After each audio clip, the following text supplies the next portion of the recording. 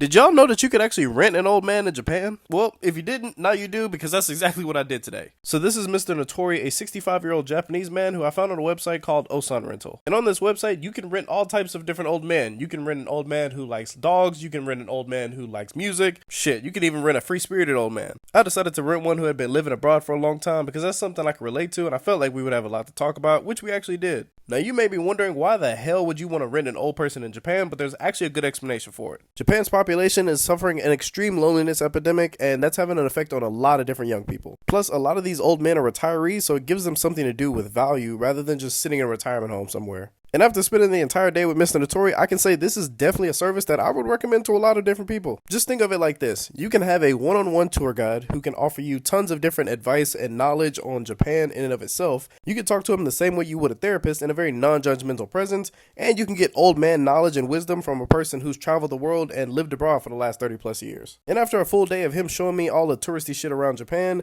I wanted to do one thing that he hadn't done before, and I found out that he had never been on a rickshaw in 65 years of living, so that's definitely what I paid for us to do to end the day, and it was absolutely amazing. And hearing his stories and all the people that have rented him over the years was absolutely insane, so it was just a great experience overall. But yeah, let me know down in the comments if y'all want to see a part 2 where I take him to like a theme park or Disney World or something, because I feel like that's something he would actually enjoy.